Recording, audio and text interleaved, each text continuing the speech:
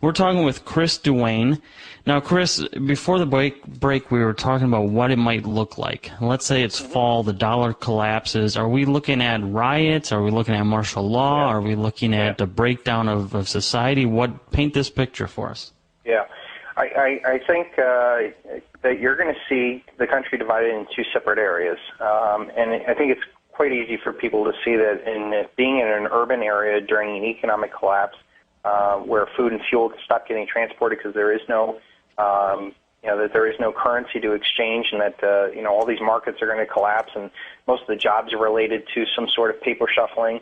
That this paradigm is going to change, and that urban areas are going to be the absolute worst place to be. I mean, we could look back to Katrina and see how when people have that slave mentality of that input-output disorder, or believe into a paradigm, or in a paradigm where they are relying upon a collective to take care of them, when the collective system ends, they're completely helpless, and that they are going to go through the anger phase, and that the worst in humanity is going to come out in these urban areas. So I strongly recommend people get out of the urban area now. I don't care if you live in the Upper West Side of Manhattan, or in Southern California. I think Southern California is going to be an absolute mess.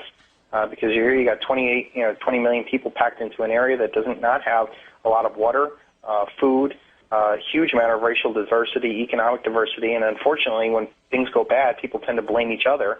We saw from the LA riots. But that's going to burn out. You're going to see, 3, 6 months, a year of, really bad things going on in urban areas. But I think at some point, a collectivist, fascist, 1984 police state type system will dominate those areas. And you can see, a guy like Mike Bloomberg and Rahm Emanuel coming in and, bringing the heavy hand of collectivism down, of a police state down to, to bring order to chaos.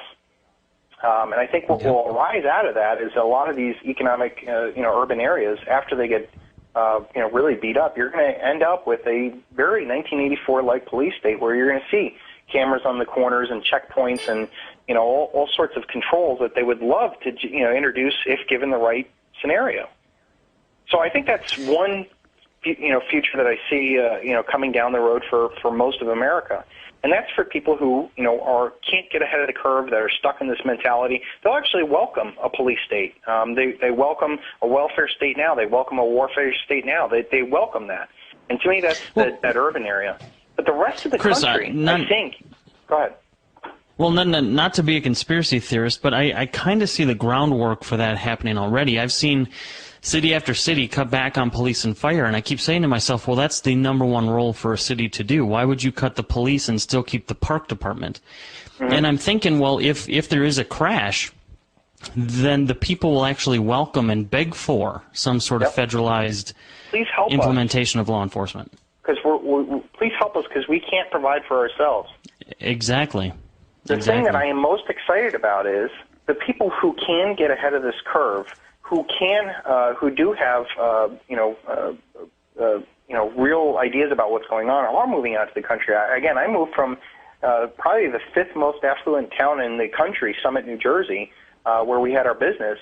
Out of that, I walked away from it, and now I'm living in cornfields out in, Cleveland, Ohio area. And yet, I think the majority of this country is going to, one, be free of the debt that's enslaved them for so long, that I believe that we are going to have a hyperinflationary depression, and that people are going to that live, in the kind of boring parts of the country are actually going to respond well to this. Yeah, they're going to go through anger. Yeah, they're going to, go through the depression. But I think at some point, some communities, states, counties, local governments, things are actually going to go and embrace the Constitution and honest money and say, hey, the dollar's dead, but you know what? Come to us. We love gold and silver. You're already seeing 11 states that are trying to have gold and silver as legal tender. That's going to become more popular in more areas. And I believe that we're going to see pockets of this country that are going to say, boom, the dollar paradigm's over. Well, come on in, guys, because you know what? We got low taxes, low government. We love gold and silver. We'll treat you as, sovereign citizens. Come to us. And I think that you're going to see pockets of this country that are going to bloom right afterwards because they're going to be attracting the best and brightest, just like how America used to be. We used to be this, awesome shining city on the hill, right, where all of the world would come to us because we were the place where if you can make it there, you can make it anywhere, and all that other stuff. And I think that we're going to see a smaller version. You're going to see a massive decentralization of power.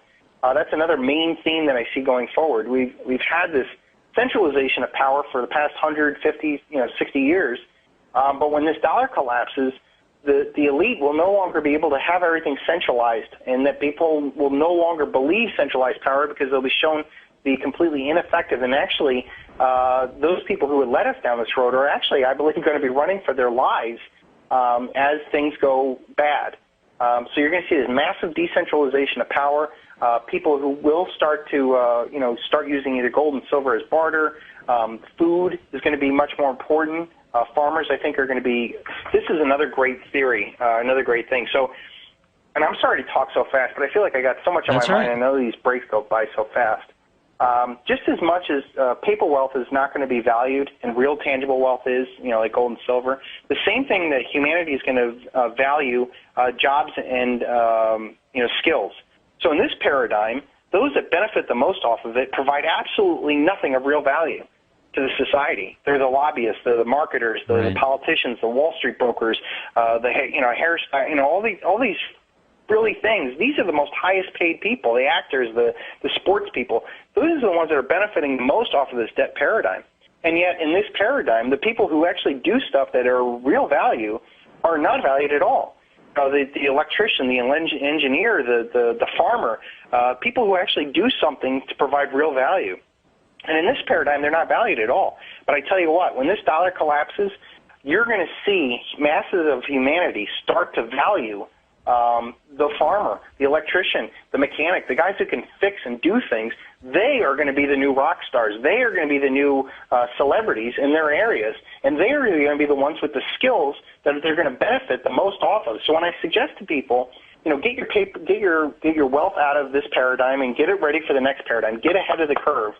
Same goes with your job, because most of us had jobs that are just not going to be around anymore. I mean, I was a car dealer. I was an internet, operations manager. Those jobs aren't going to exist anymore. And people who can do real things will become more valuable. So start doing things now that can help people, that provide real value to people. Even if it's, doing what me and you were doing. Education is going to be more valuable because all of humanity is going to want to wake up and understand what had happened. And I think you're going to see a real rise of real entrepreneurship, real free enterprise again, because a lot of people right now continue to blame capitalism. Oh, look, it's capitalism. That's what did this to us. And in reality, it's the lack of capitalism which did it to us. It's this social communistic, what I call ComCap, where they give the appearance of capitalism, but in reality it's just communistic. And I think we'll see a real rise of real entrepreneurs again. For anybody to start a business. Exactly.